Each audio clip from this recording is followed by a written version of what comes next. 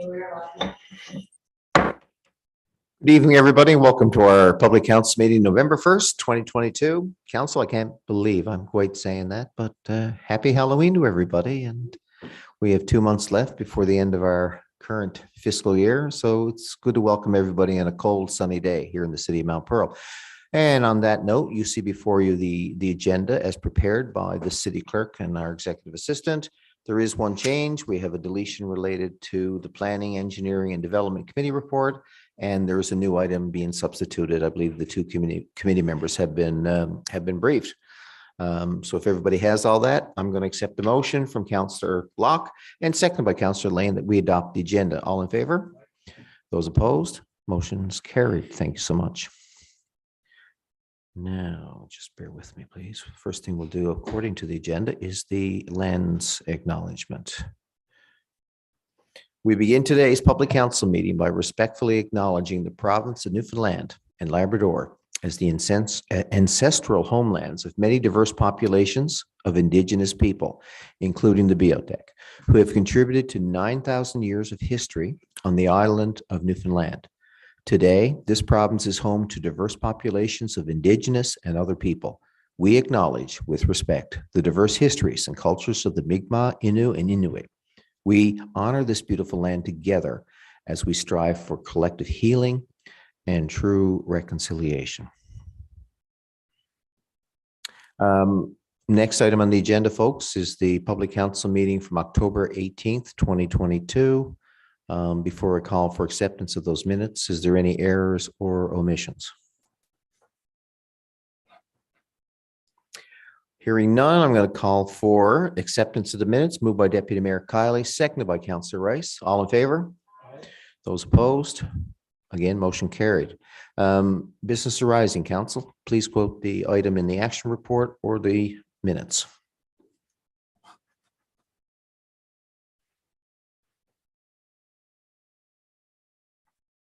I have a question here. Councillor Locke. Yep, no worries.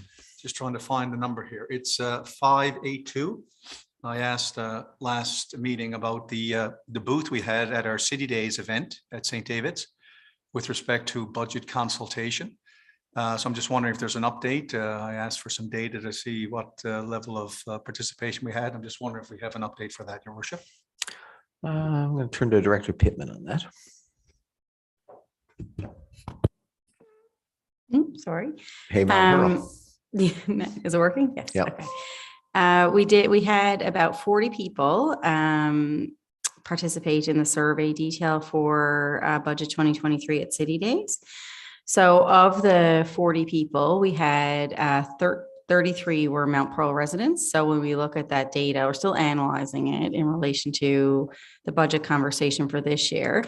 But really, the most important considerations were ranked from 1 to 6, and the primary one was keeping taxes low. And beneath that was ensuring we provide quality services to our residents. So those seem to be the two major themes that came out of the budget process, budget consultation. So I'll provide a more thorough overview of the questions that we asked in the budget process internally with council. But no surprise, what we saw was strong response from people around things like trail lighting and improved community events, and really things that would encourage people to get out and be around each other again, which no surprise, like considering it was done at a City Days event. People want to be out, they want to be around each other again. And it just seemed to be a theme that came out in the very few questions that we did ask. So overall, a small response, but interesting all the same.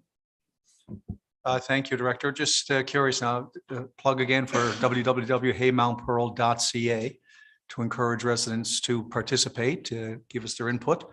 What time will we be closing that down, Director? When is the end date? The cutoff. Yeah, the cutoff for that. Yeah, we typically don't turn it off, for lack of a better way to say it, until the last week of November. But we will start polling, closing the survey and just doing pulse polls. So closer to once we review next week's kind of budget process. So we'll do some follow-up questions throughout the course of November and then shut it down the last week of November, because as we all know, at that time, we're finalizing the budget to roll it out in the middle of December. So we want to make sure that we're genuinely reviewing the feedback that we receive. Okay, thank you. Thank you, Mayor. Anything else? No. Okay, let's move on the agenda. And as everybody knows, the Southwest Coast, Newfoundland and Labrador, was hit by a Hurricane Fiona, did much damage in all of Atlantic Canada, but notably, the area centered around Port aux Basques and many surrounding communities. A lot of people were impacted by it. And I want to thank council for their support to fundraise on behalf of the residents of Mount Pearl.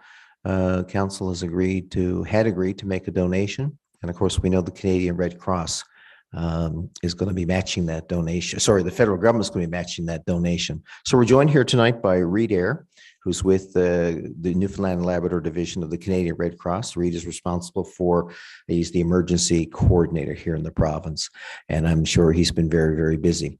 I'm going to turn first to Deputy Mayor Kiley to talk about how the funds were raised. Thank you, Your Worship. And I'm very happy to talk about the opportunity to really highlight some of the wonderful things about our community and this entire group. So certainly it has been a topic of mind that we have heard from our residents, many families who have loved ones living in the area, many individuals from that area initially living in Mount Pearl, just thinking about the impact that this type of event would have, this weather impact event would have. And so what was determined, as the mayor had mentioned, was us coming together in a way that really demonstrates the resilience and the spirit of a community, which is, at a fun event like Oktoberfest. And that is one event that we even had to put on hold ourselves with the changing of the times and COVID and that sort of thing. So it was an opportunity for us to gather together, and all of the ticket proceeds we were happy to donate to the Red Cross. And I was in attendance with many of my colleagues there. And not only was there wonderful entertainment all night, great food, and great representation from some microbreweries, including Landwash from Mount Pearl, we had a spirit of giving that was seen throughout almost every aspect of this. So our ticket sales went directly during the event. We also welcomed a community group, because again, it's all hands when it comes to donating and supporting when folks are in need. So we had actually the Mount Pearl Lions Club, in addition to that, do their own fundraising, and they passed along a bucket. And all I could see was that bucket getting bigger and bigger and bigger all throughout every table. And I believe they were able to raise, I think, over $1,100 or something to that effect. And of course, we're just happy to do that at an event. So I just want to thank those that supported it, all of our residents that came out for a great time and for a great cause, for the Canadian Red Cross being such an ambassador for this work and advocating and putting directly the support that's going to be needed. We all too often think that an event that happens just one night will impact someone for a very long time. There's many residents that are still without their homes, that they're kind of even figuring out where they will be and how they will move forward. And so the long-term impact and the need is there. And so it was our honor as a city and as a residents and as a group and as many organizations to come together on this today. And like I said, it made complete sense to partner with the Canadian Red Cross. You do incredible work in meeting needs in times of great crisis, and certainly are a beacon of hope, I think, on the West Coast currently, and certainly you have been in the past for many organizations and people in our city. So we thank you for coming out, and we're happy to donate to this cause today. Thank you, Deputy Mayor. Now I'm going to invite Councillor Locke to lead us in a check presentation to Reid. Invite Reid to come up to the front of the chamber, please. And Council.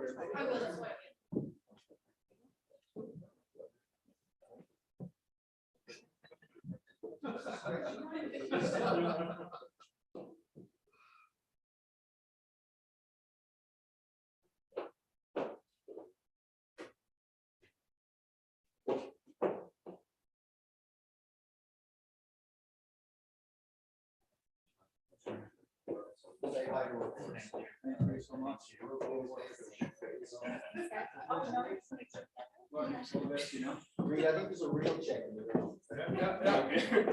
Checks in the mail.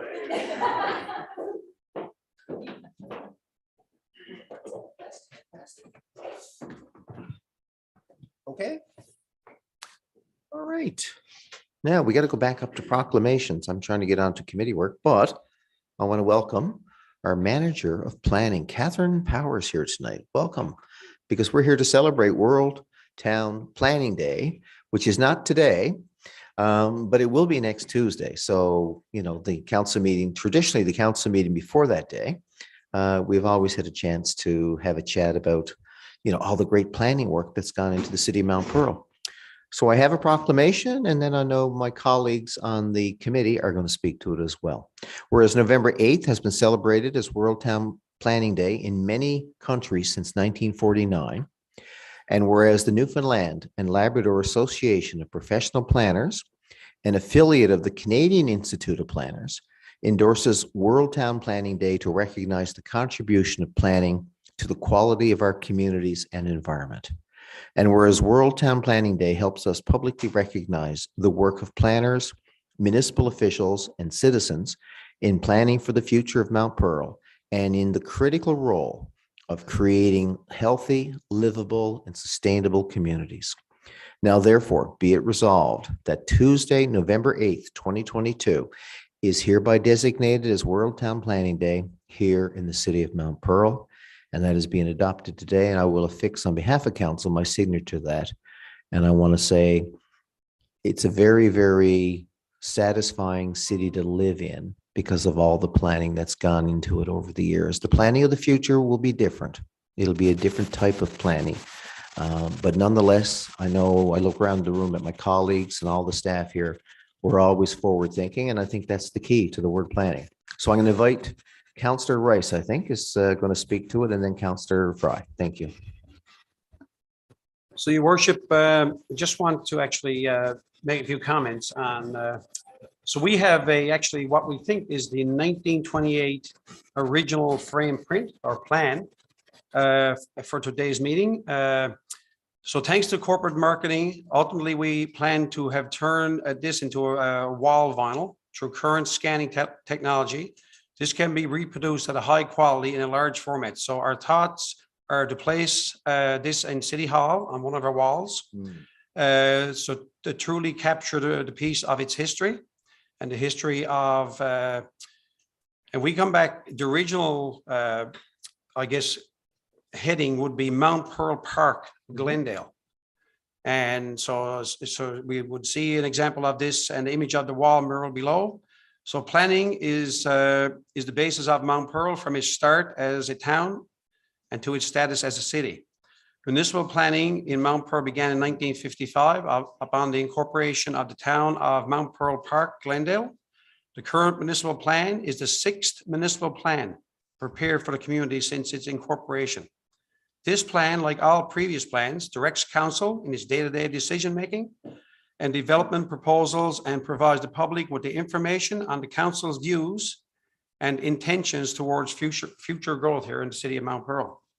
Planning is the foundation of urban design, and the principles are established throughout our city through neighborhood design, communities within the city, and community and well-planned residential neighborhoods, which are designed to include different densities and mixed-use developments. A walkable city are tremendous walking trails and network of trails to encourage our integration of our trail system into developing areas of the city and to support walking, connectivity, and a non-motorized transportation system throughout the city. The recreation and integration through the facilities and playgrounds and open space, and by ensuring there is an adequate open space dedication to all neighborhoods for passive and active future recreation development. Our current find, your city planning advances are great initiatives to continue so that a long-term vision for the city of Mount Pearl can be realized for ourselves as for future generations. And your worship, I'll turn my second part now over to Councillor Fry. Thank you. Thank you much. Thank you, Councillor Rice. Mount Pearl has such a significant history in its planning, and as recognized and shared today, in one of its first planning maps dated in 1928. And I believe we were talking earlier, and if it's one of, if not the original map of the city. And it was originally called Mount Pearl Park. And that continues to this day in many ways because we are known as a city within a park. And Mount Pearl was incorporated as the town of Mount Pearl, Glendale in 1955. At the time of its incorporation, a development pattern had been established on the basis of a plan prepared in 1928 by Rudolph Kochis of the Mount Pearl Park Company as a summer home development area in the area east of Commonwealth Avenue and south of the Waterford River. To the west of Commonwealth Avenue, Roland Morris had developed a Glendale subdivision on the basis of a regular grid system of streets. In 1958, the town adopted its first municipal plan. At the time, the town had an approximate population of 2,000 people. 2021 data tells us that today's population is 23,066. So our municipal plan will be reviewed through a wide community engagement initiative later this year and into 2023. So stay tuned for that because we're going to be updating our municipal plan and we're going to be looking for input from our residents to make this a really great plan. This is an exciting initiative so that the vision of council can be realized and that the current trends such as aging in place, climate change mitigation and adaptation, sustainable development, and creative housing solutions can be envisioned for the next generation. And thankfully, we have Ms. Catherine Power to help us with that because she has been such an instrumental part of our planning. Mount Pearl has been planned so well over the years. As you can see, I mean, there's 65 kilometers of walking trails within the city itself. And that doesn't just happen. That comes with planning. And I know Catherine has been an incredible help to the city now. And she's always the one that we can call on and she knows the answer. I don't know how she does it, but she's just been extraordinary. So thank you, Catherine. And thank you to all of our planning team and happy World Planning Day. Thank you, Councillor. Big round of applause.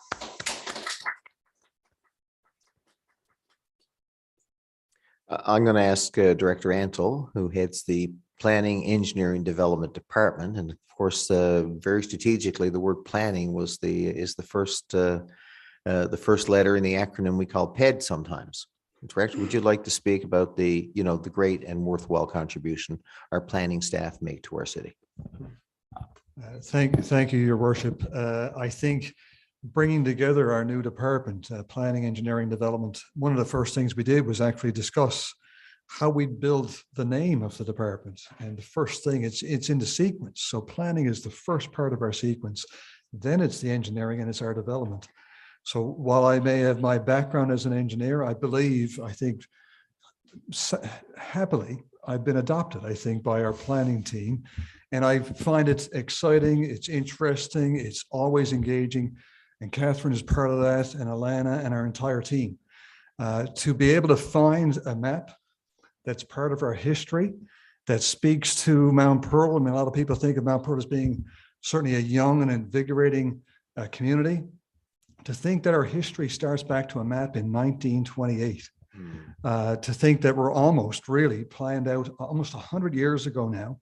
And to think that we're now about to embark upon a new plan for our city, that we'll talk about all of the new and exciting and the technology that we have in the future that's at our fingertips right now. And when you look at the map and you see the way, and for those of us that are in the transportation field, to see that perhaps way back then, the first roundabout was actually part of the planning for the community of Mount Pearl Park. So if you really look at that map, you think about what was actually, it was the foreboding of when we talk about some of the initiatives and leading edge ideas we have here, that shows that we were born almost in that way. They were called traffic circles, weren't they back They then? were called, well, I think they were called roundabouts. They just didn't get the name right at the time. So to be part of this new department and to work with our team, it's a tremendous opportunity for me. I'm glad to be able to lead this. It's not just led by one person. We're all leaders in this whole department. And to be able to advance this, that's an opportunity we see in the future.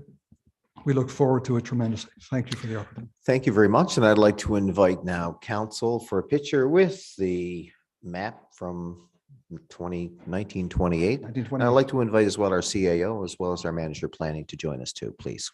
Grab it in there, Jimmy.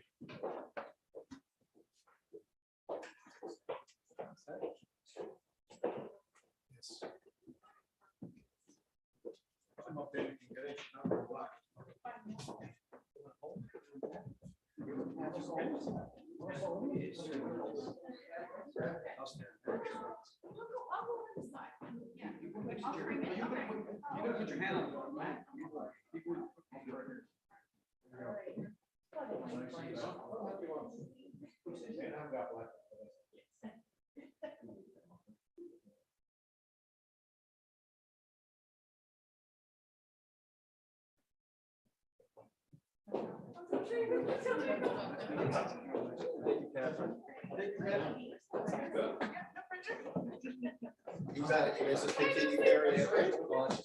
I can picture me grabbing that, dropping the glass all shattering. I think that was Teddy Waters.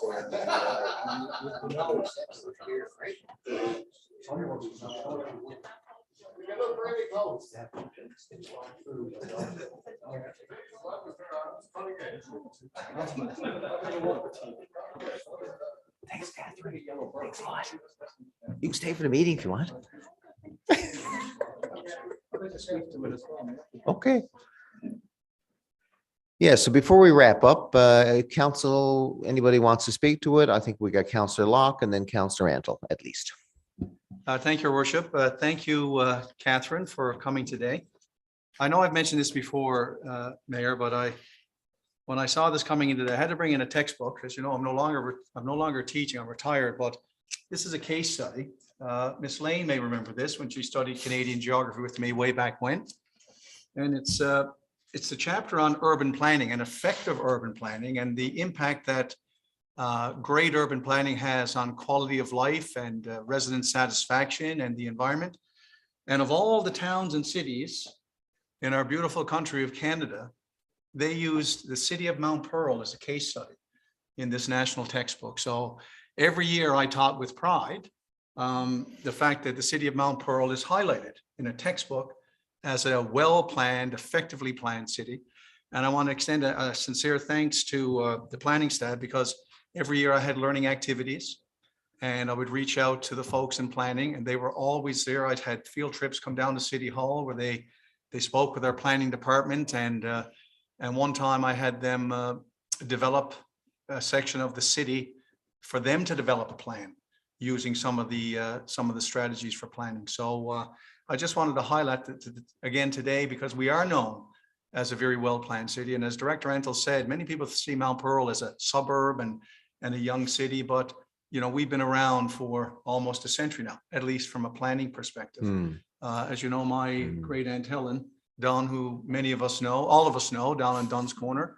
I asked her some years back how long the Dunns have been here. My great grandmother and grandfather were Dunns, and her response was forever. But she did a mental calculation. So at the time, she said it was about 230 years ago. So the Dunns have been here before James Pearl came around. And Councillor Fry mentioned Mr. Coaches, who designed this. If memory serves me, he also designed Bowring Park. So he was a landscape architect that laid out the city here. And we all know the benefits of urban planning. And as the mayor said, we are blessed here for the vision that earlier councils had looking forward. And I pride myself, I can speak directly on behalf of the mayor, I know working with him for the last 15 years and the rest of my council colleagues, we always vision, we always look forward. So we got the Find Your City plan right now that we're working towards. And it's not for us, it's a 30-year plan. So it's not, hopefully I'll still be around to enjoy it, but it's more so for my grandchildren and our grandchildren and our future generations. So that's what Mount Pearl has always done. We've always looked to the future. We always are leading edge. We're always exploring new ideas. We're not shy of that. We like to attend conferences and speak to other people and go to other jurisdictions and find what they're doing there. And I think the result of that is the beautiful city that we have today. Director Pittman mentioned one of the key responses to our budgeting consultation was activities to get outdoors. They want more to do outdoors. And we're blessed, like Councillor Fry said, with almost 60 kilometers of walking trails. And on the early map, you'll notice it's Birch Avenue, it's Spruce Avenue. Right from the get-go, the environment was first and foremost in our four parents' minds. So I think we're continuing a great legacy here as a well-planned city. And I owe great sincere debt to our planning people, because as Councillor Fry said, they have the brilliant mind. We have the ideas and they let us know if it can be done legislatively, but also whether it will work. You know, not everything goes together necessarily. So you guys are truly gifted and we are truly blessed to have you working on behalf of our residents. So I thank you and happy World Planning Day. Thank you, Mayor. Thank you much. Councillor Antle. Your Worship, thank you very much. 5 years ago when I got on council, my first committee, I happened to be on the planning committee. And I was working with Catherine. And Catherine kind of helped us out. I didn't know nothing from planning, but planning, Catherine was always gentle, I guess, and easy, and made me understand how planning worked. And as her and Alana and the whole team really were outstanding. And as we talked about Mount Pearl as such a planned out city, you know, I looked at that map, and first off, I thought of just a couple of things. So I looked at the map. It came out in 1928, but in 1955, my parents moved to Mount Pearl, and that lot is still there at 4th Avenue, and we're still there in 1955. And I looked at it, and then it said in 1958, we had 2,000 people living in Mount Pearl. In 1958, I was one of those residents. So, you know, at that time, I knew I was going to be on council. So, you know, it was really busy at the time. But, you know, one thing we talked about Mount Pearl, and I talked about it yesterday, even talked about it as Councillor Locke just said, Mount Pearl is so well planned. We're so fortunate that we're so well planned. Like I walked around Mount Pearl yesterday, and I really didn't have to walk on a road if I didn't want to. You know, it was the trails were there and they were interconnected, and I could go from my house to Centennial Square to, you know, Tim Hortons over on Old Placentia Road, and it was always a trail. And that didn't happen by accident. It's because of planners and people like Catherine who knew what they were doing and they kept it going. And Mount Pearl is almost 100 years older, you know, 1928 from this map. And, you know, we're such a proud to be part of this city. And that's everything for me. Thank you. All right, well, good stuff. Well, thanks for everybody for the great conversation, a little bit of, you know, a little flashback to the past. But I'm sure, Catherine, you'd agree, it's all about the future, isn't it? Right? When you think about planning, right? We're so grateful. All right, thanks, everybody. We're going to move that picture or framed print, I should say, hallway here at the front of City Hall so everybody can enjoy. So we welcome that opportunity. Now we're going to move on to the business of the day, Planning, Engineering, Development Committee report. Councillor Rice. Thank you, Worship. So the following items are brought forward for consideration for attention of council. So the first one you have is the 2022 asphalt and concrete installation of a catch basin over on Jackman Road. So the background on this one, as part of the current 2022 asphalt and concrete contract, the city requested a quote from the contractor on this project, Modern Paving, to install a new catch basin and associated material on Jackman Road to be located approximately in front of Civic number 3. So recommendation, Planning, Engineering, Development recommends proceeding with the installation of the catch basin and associated material on Jackman Road for the amount of $17,710, HST included, payable to Modern Paving Limited. Please note that this amount can be accounted for under the previous approved change order number 1, which provides an additional $50,000 allowance for this project. And I so move. Moved by Counselor Rice, seconded by Counselor Fry, that we approve the addition to the contract, which is already funded, as he has indicated.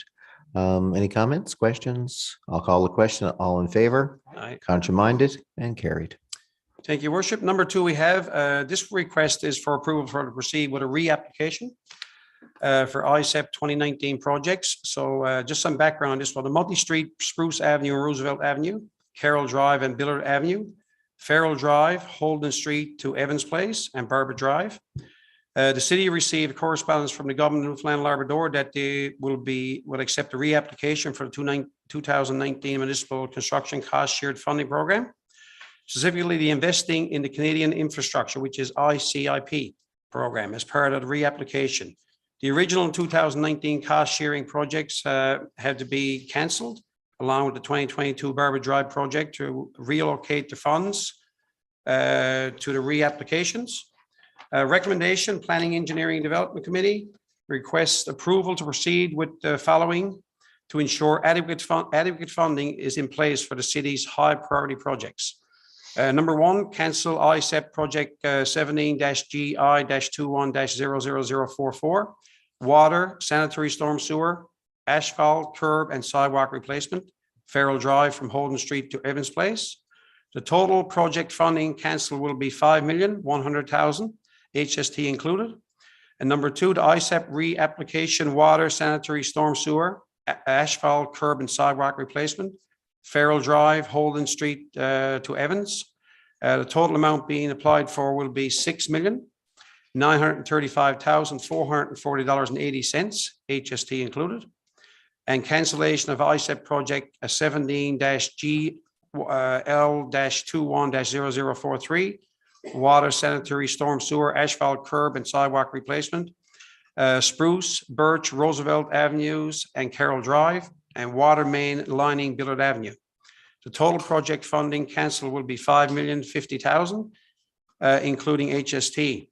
So ISEP reapplication is water, sanitary storm sewer, asphalt, curb and sidewalk replacement, Spruce Avenue, Birch Avenue and Roosevelt Avenues and Carroll Drive, and water main lining Billard Avenue. The total amount being applied for will be $6,700,306.07, HST included.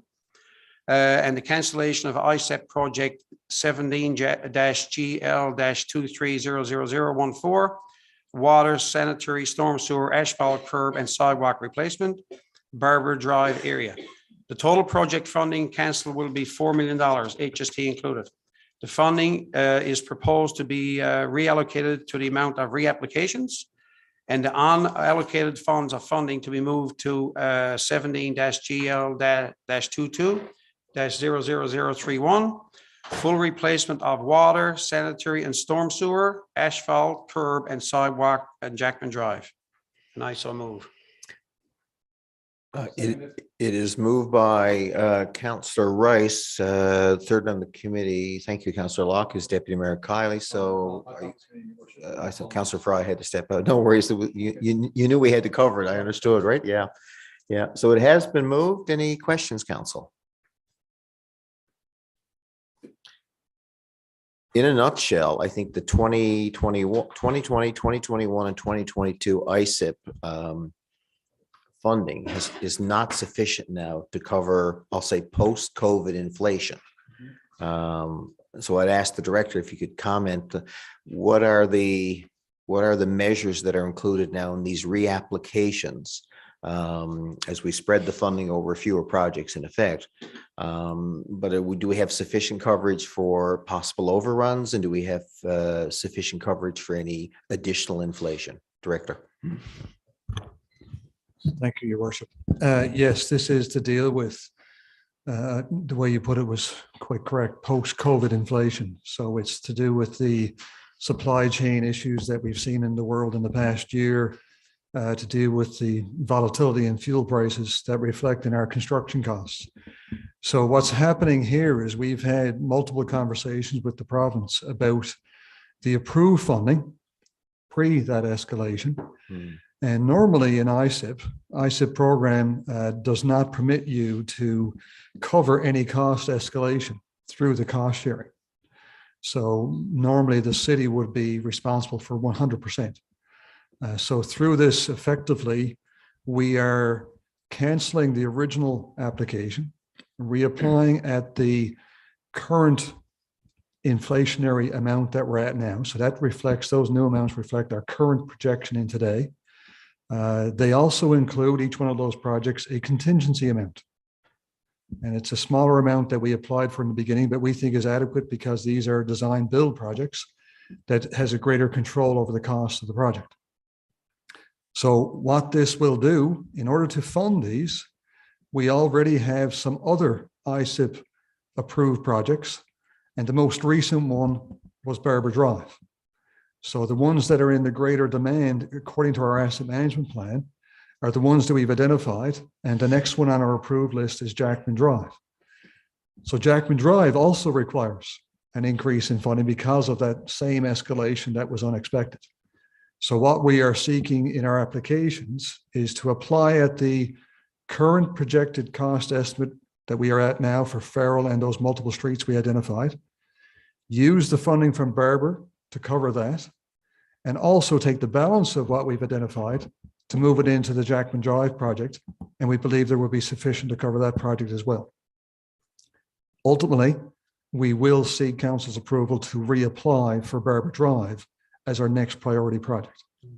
Right. So it's a long So piece it- of dominoes. to Long explain story to you. short, we've canceled about $14 million for the projects, but we've reapplied and we have some assurances that they will be approved for $14 million of the projects. The scope is just narrower than we originally thought, and Barber Drive is in effect being deferred until 2023. In effect, you're correct. Deputy Mayor Kiley.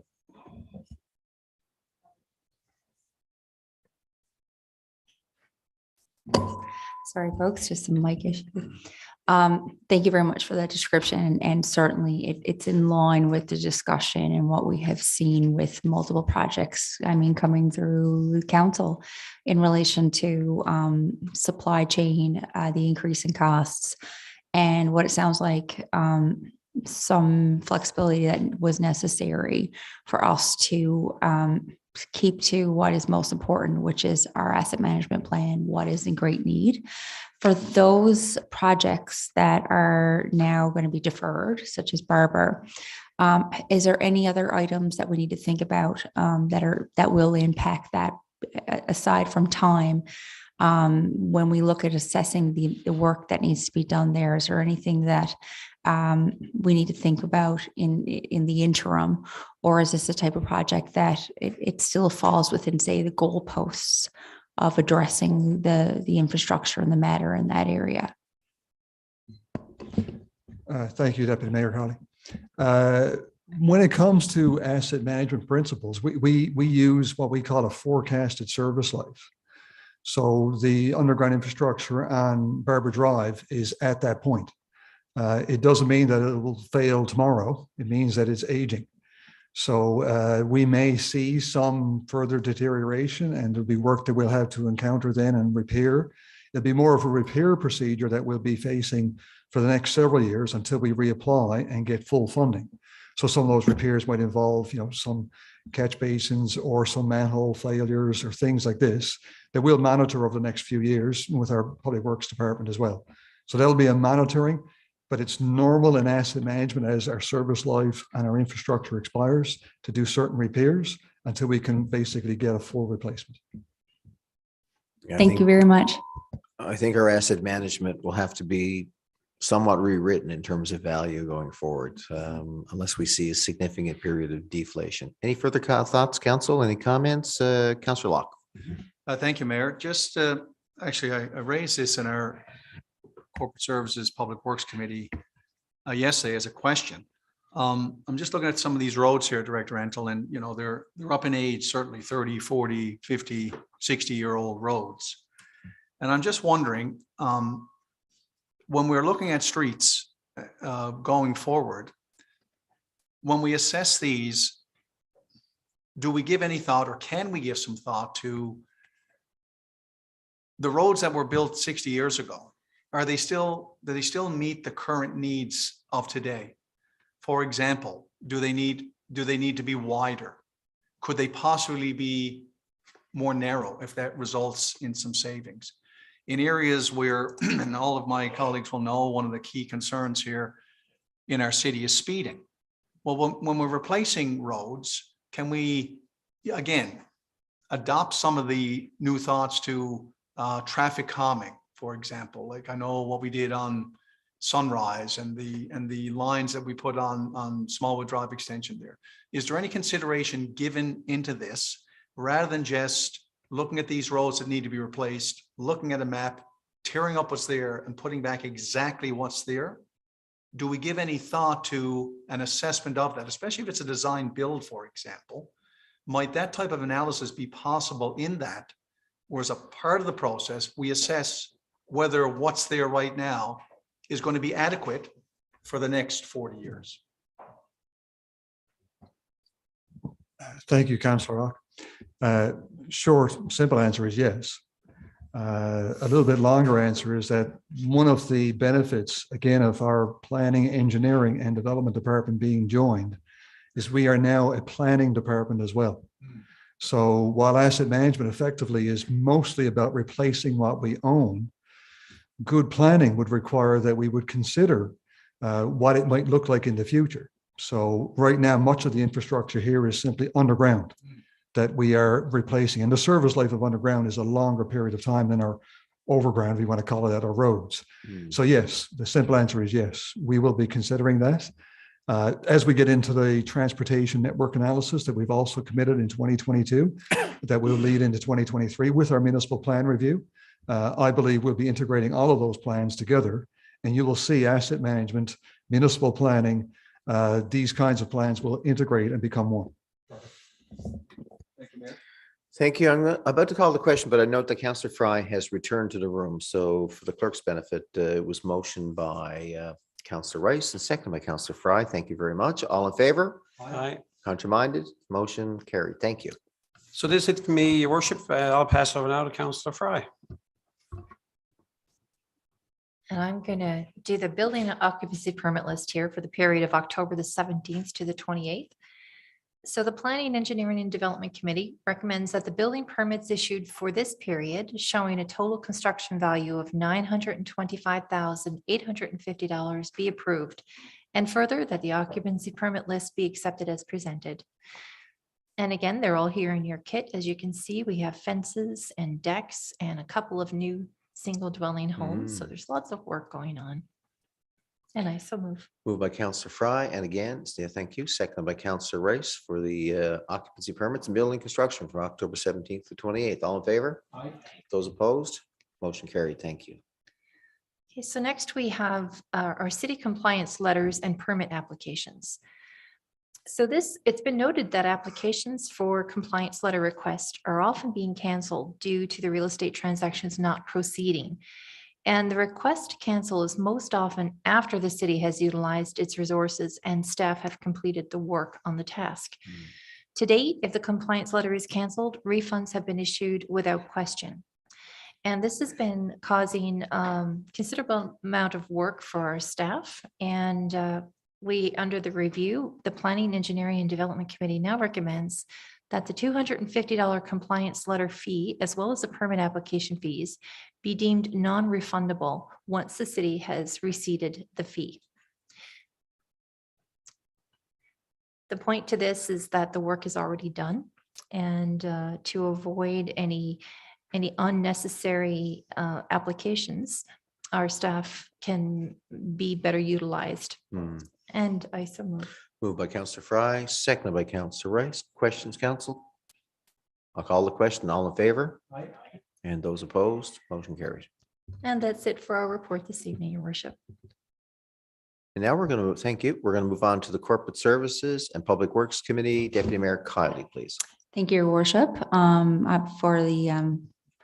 For the opportunity, I will be taking the first three items of the corporate services agenda and then handing it along to my colleague, Councillor Locke. The first, of course, is the invoices for approval. So the committee does recommend that the following invoices as presented in our kits be approved for pavement.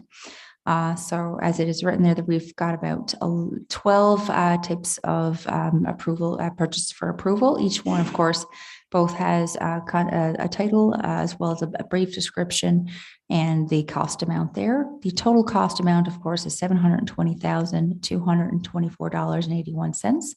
I just want to note that it's great to see that some of these items are in relation to some great events that were taking place over October, including some wonderful entertainment, both from the Navigators, the Irish Descendants, and as well as the Masterless Men during the City Day performances. And then you're going to see what are essentially our ongoing payments in relation to our regional services, such as water consumption. We also have our transit fees in there, as well as our accessible service admin fees.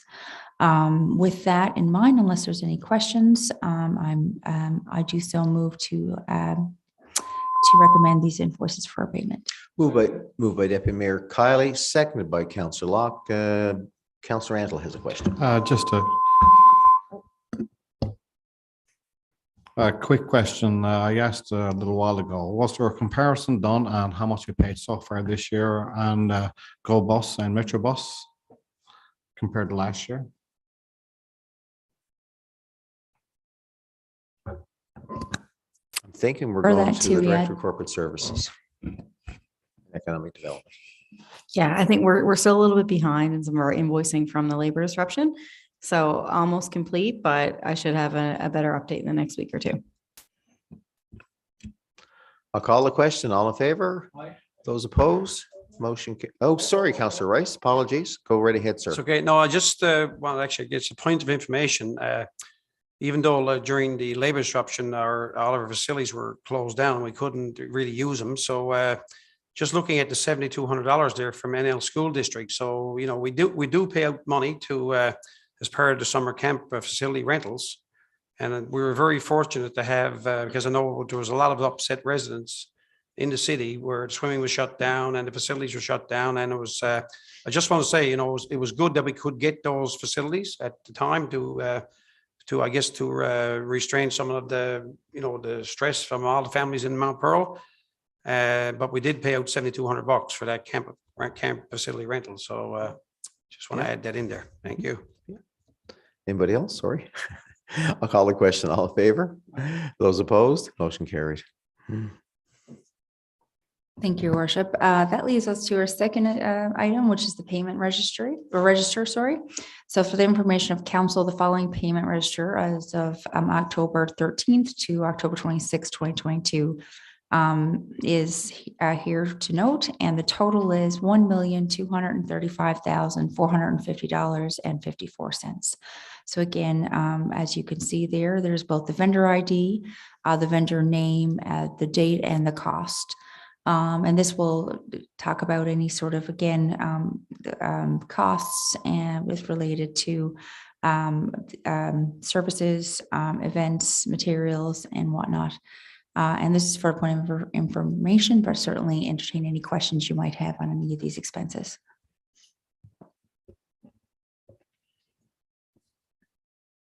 Hearing none. Good to go ahead.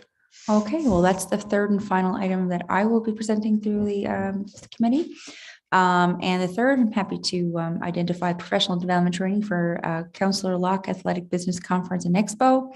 The Corporate Services and Public Works Committee recommends the approval of Councillor Locke to attend the Athletic Business and Expo Annual Conference held in Orlando, Florida from November 16th to the 19th, 2022. And of course, the cost is in accordance with the professional development budget. And I've heard good things about the work and certainly the benefits of this particular conference and knowledge sharing event. And I so move. Moved by Deputy Mayor Kiley, seconded by Councillor Locke. All in favor? Aye. Motion. Those opposed? Motion carried. Thank you. And that's all for me for this report. Thank you. Thank you, Mayor. Thank you, Deputy Mayor. The last three items, Mayor, I'll take. The first for me is recommendation from our committee for approval for council members, mayor, deputy mayor, Councillor Locke, Councillor Antle, Councillor Fry, Councillor Rice to attend the annual Municipalities Newfoundland and Labrador Convention being held in Gander starting tomorrow through to Saturday, so November 2nd to the 5th. And the costs are in accordance with professional development budget, and I so move. Moved by Councillor Locke, seconded by Deputy Mayor Kiley, and Councillor Antle has a question. Just a quick note that, I mean, this MNO that we're going to next weekend or this weekend, it's invaluable for us as councillors to go to these meetings. I mean, the knowledge that we gather while we're there talking to our other colleagues and going through workshops, it certainly enables us to become better and better councillors. And over the years, I mean, most councillors have gone to these workshops. And I think that's why we're so strong and so better that we are, because previous councillors have done this and we have done it. And the knowledge that we gain is immense. And I think it's a good spend. Thank you. Yeah, and we also very much participate in the AGM portion of the conference, which will include a resolution session. I know all members of council will be quite active as we have some motions on the table this year. Anybody else? Any questions or comments? I'll call the motion. All in favor? Aye. Those opposed? Motion carried. Thank you. Next, your worship, is a similar request. We're recommending approval for our Chief Administrative Officer to attend the annual Municipalities Newfoundland Labrador Convention, again being held Gander November 2nd to the 5th. Once again, the cost is in accordance with professional development budget, and I so move. Moved by Councillor Locke again and seconded by Deputy Mayor Kiley. All in favor? Aye. Contraminded? Carried. And the last item for our committee, your worship, is the Public Works status report. Trail repairs are completed behind Clover Bray Crescent. We may remember from Fiona, there was some washout in that there. So they've been completed. We also have, here we go. Trail trimming is still underway. Note here that the playground structure on O'Flaherty Crescent has been closed and will be removed. It was in disrepair and concerns for safety. So that will be closed and taken down. And we're hoping to get, depending on supplies, it may not be until next June before we're able to replace that. But that has to do with availability and supply chain. Is that the one that runs down from O'Flaherty down towards Benson and Trudeau, or is it more over at the Osmond side? If I'm you know gonna- what I I'm gonna mean, defer to Director Director Delamont, please. Thanks. It's the one that runs down more towards Benson. Yeah, I got you now. Yes. Yeah. So I'm just curious, is it just age and wear and tear? Is there something that came to our attention all of a sudden? Just curious. No, Sorry, Jeff. it's, we've been trying to keep it, as operational as we could, but it come to the point that, based on some safety issues that I think it was time to take it out of service. The unfortunate part is, as Councillor Locke mentioned, that it's the availability of the new playground structure. It's going to be June or July of 2023 before we get a replacement. Well, I would suggest we would never want to take a playground out, so we need to put that order in sooner rather than later, just to get it installed as quick as possible. Sorry, Councillor Locke. Thank you, Director. Yeah, oh, that's fine. And again, your worship, we did have in the past, I'm going to say year or so, some residents in the area did express concern about, the state of that playground structure. And after our assessment, it was deemed that it was prudent to close it and remove it. Our urban forest, Open Central Road here, we got some trees and shrub planting is ongoing, which is going to be lovely. Our ice rinks are being prepared now for winter season. I know Councillor Antle expressed great pleasure in that yesterday. So we're aiming again for 3 around the city. See if I can go from my memory. 1 on Frontenac, 1 down at Team Gushu, and the other one off Murley. 2 on Team Gushu. But so they're the 3 years that we'll have, and these will be the outdoor rinks. Where are they again? 1 on Murley and 2 on. Old Placentia and 1 up on Frontenac. Thank you. Okay, so they were a great success last year. So hopefully we have a nice winter with little snow, but lots of cold. So we can get out and enjoy those. Our asphalt curb, sidewalks and catch basin repairs are ongoing. Our winter equipment maintenance and preparation work is ongoing. As always, we continue with our leak detection, and our catch basin cleaning and our jetting continue as well. And there's a note there about the Babel's Big Pond water levels in the kit there, your worship. I think it makes reference of October the 11th. We had a further update at our meeting yesterday. So we saw some of the data for October 24th, and the levels are of the 4 years on the graph. The levels for 2022 are at the highest of those 4 years there. So good signs at Babel's Big Pond are drinking water. And that is it for our committee, your worship. I thank you. Thank you very much. Councillor Rice has a question. Yes, just wanted to speak about the trailway system, and I've noticed this. I meant to bring it up before, but I know it's like several of the windstorms we've had this fall. We've got a lot of trees that are uprooted, and now they're falling down on our trail system. Not across the trail, but they're close to the edge of our trail. So regarding it, looking at our trail system, and I guess trying to beautify the area. Is there any plans on, like, once a tree is fallen, is down, do we do that through I I'll ask the question to Director Dallemont. Do we usually go and saw those down and cut them up, or do we have a company that will come in and do that for us, or Deadfall. deadfall trees? Yeah. So what we do, we actually start in the fall, every season. We go around with our own crew. We utilize our UTV a lot, and we'll tow our wood chipper behind it.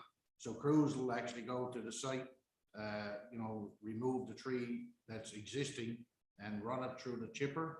And lots of times we'll shoot the chip back into the vegetation, or in places we'll reuse it again. Right. It's a good question though, because several residents have asked that, yeah. Councillor Rice, and but that's a part of the forest ecology, right? Absolutely, Where yes.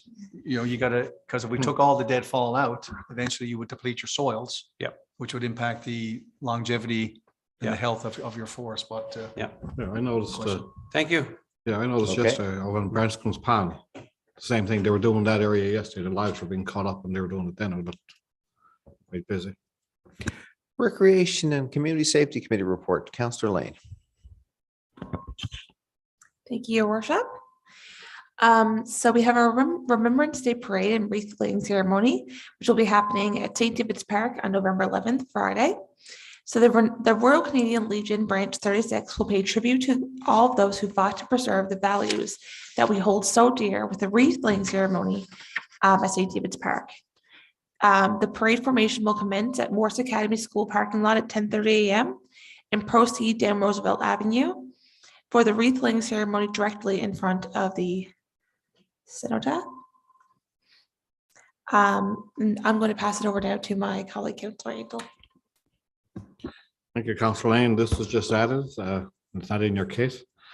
On Saturday, November the 5th, our Mount Pearl Blades will be out in full force, collecting monetary donations for their community food banks. This is the largest food drive in the province.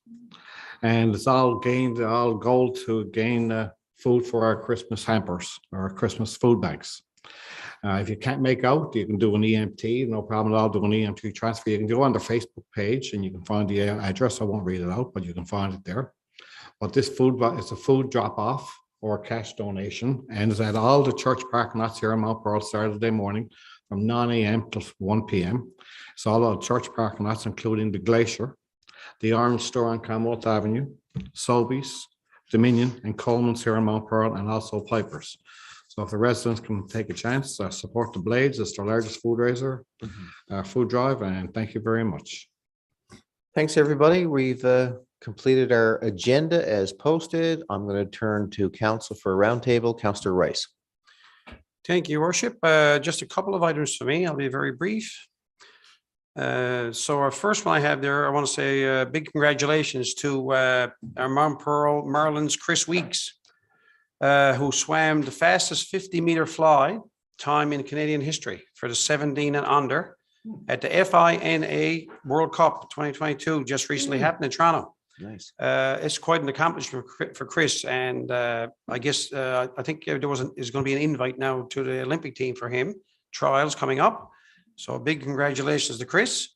And the second one I got is, I had the pleasure last night of attending the Safety Skeleton Patrol with our municipal enforcement, Derek and Danielle. And I got to say, I was really impressed with both of our MEOs. They did a phenomenal job, and they got such a way and decor with the kids. And I was with Danielle, and the mayor went with Derek.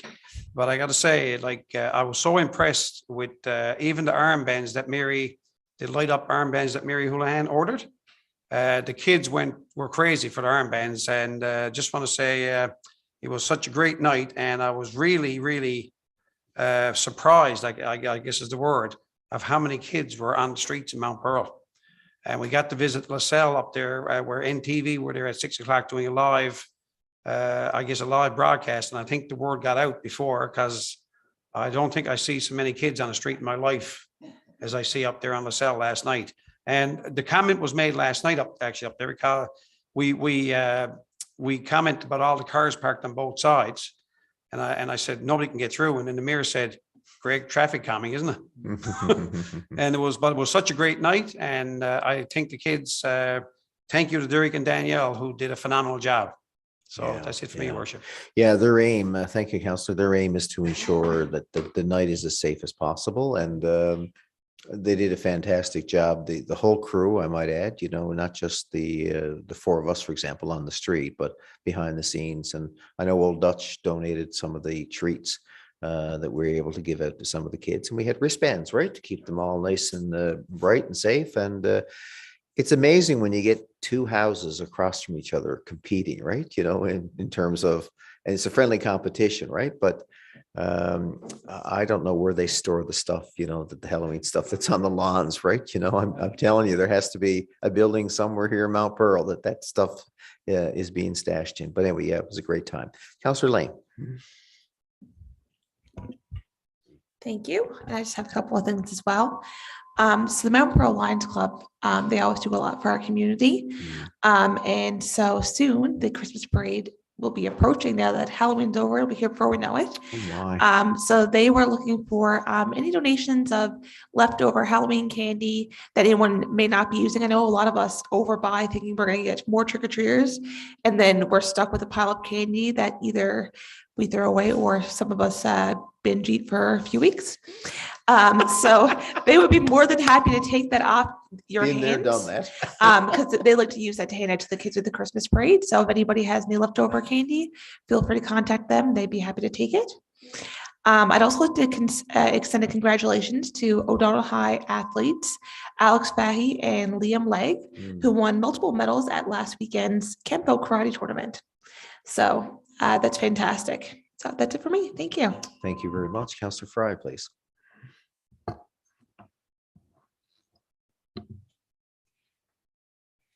So thinking about Halloween, and the leftover candy, I think that's such a great idea. I mean, everybody has leftover candy, so it's great to donate it for the loot bags for the Christmas parade. And also further to what Councillor Antle was talking about with the Mount Pearl minor hockey, the food drive that they're having. I mean, this is such an incredible adventure that they do, or a venture that they do every year, and they fill our food banks at a crucial period of time. This year in particular, I know there is an even bigger demand on our food banks. COVID has played havoc in many ways, and there's more need now than ever. And last Wednesday, the 807 Mount Pearl Kinsman Royal Canadian Air Cadet Squadron held a food drive of their own. And that we went to that, and I was just looking at these kids, and they are making a difference. We have so much to be grateful for here in Mount Pearl, because we do take care of our own. So that's really, that's something to keep in mind, especially next weekend when the little Mount Pearl minor hockey players go around and collect. And as Councillor Antle said, if you can't donate, you can send an EMT, because that goes a long way too. November is Crohn's and Colitis Awareness Month, and City Hall will be lit red to show support for the 270,000 Canadians currently living with inflammatory bowel disease. Do you know there are 3,700 people in our province living with IBD?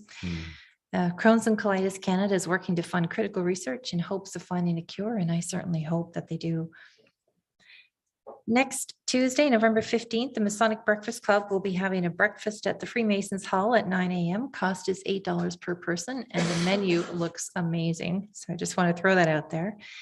And as well, Admiralty House Communications Museum are hosting their second annual holiday market. And that's from November the 30th to December the 1st. This event is in partnership with the Association for the Arts in Mount Pearl. Tables are $20 per night. It runs from 6:30 to 9 p.m. And if anybody's interested in putting a table, they can email admiraltyhouse@mountpearl.ca. And that's it for me, Your Worship. Thank you. Thanks, Counselor. Counselor Locke, please. Thank you, Your Worship. I have no new items, but I just want to do a correction to my comments about where our ice rinks are being located. I said Frontenac, and it's actually last year, correct? Right.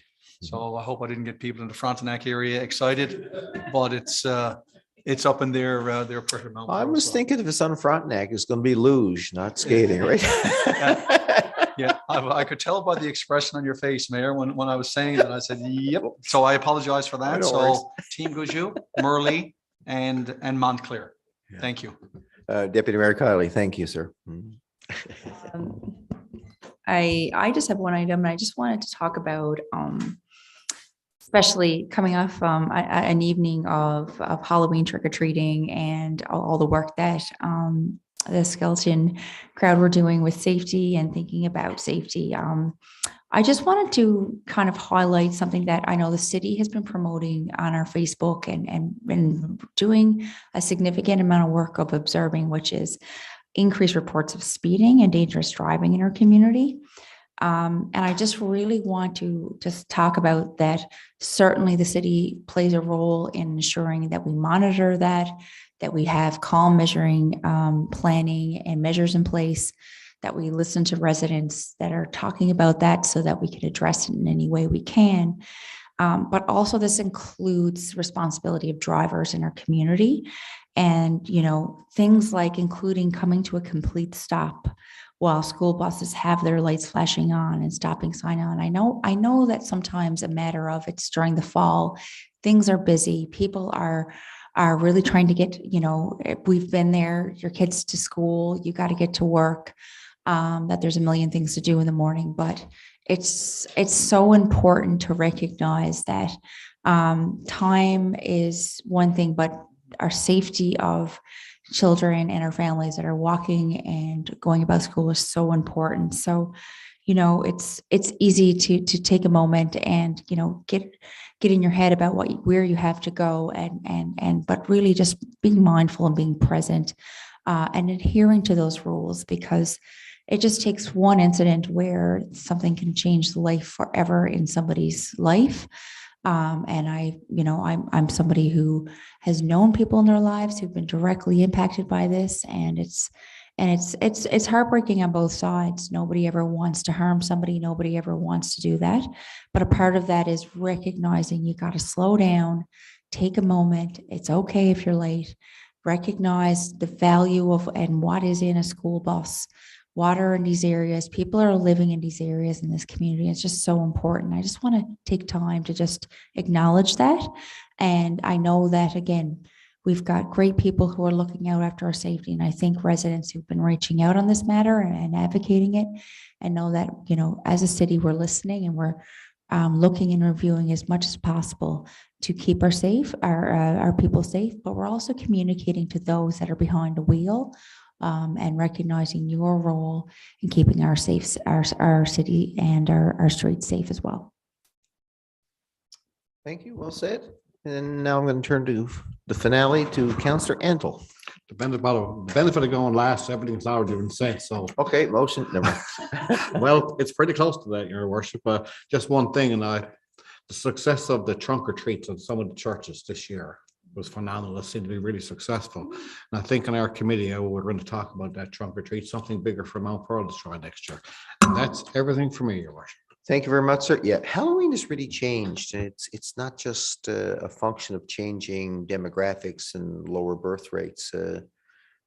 some of the discussions I've had with parents of kids of all ages tell me that a lot of the kids are Halloweened out when it comes to Halloween night. So not everybody participates on the night of October 31st. But to your point, Counselor, trunk or treats were held at least 10 days, some of them 10 days beforehand. They're typically held on a weekend. They're typically held more in light as opposed to night, but that's not exclusive. You couldn't. Okay, there you go. But all I'm saying is that, yeah, it'd be nice to organize a community event, and I throw back to you on committee, Guy Fawkes Night, as they call it, November 5th is approaching. And, some communities, and this is an idea that I think we should look into. We don't want to have a huge community bonfire. That might be a little unsafe, but there's no reason we can't convert a park like St. David's into an area that's got a bunch of fire pits and invite families down for hot chocolate, marshmallows, and other treats like that. Anyway, food for thought. That's all. I just wanted to throw that out there that, that's a different way of celebrating something that I think a lot of us grew up with. And more so, I recall in Mount Pearl, Councillor Locke, you might also refresh my memory, but down by the old tin can down Smallwood, they would start piling, right, Deputy Mayor? They start piling weeks in advance. And you see staff over there bristling because I know it's risky and it's dangerous and yeah. And we're not going to light the fire until it's like 50 feet high, right? And you've got the Director of Corporate Services couch on the on the top of the heap, right? And tires galore. My God, how unsafe is it all? So I'm just trying to make a pitch for a safe way of doing it. Thank you very much. And on that note, I'm going to call for a motion to adjourn. Councillor Fry and Councillor Antle, we are adjourned. Thank you.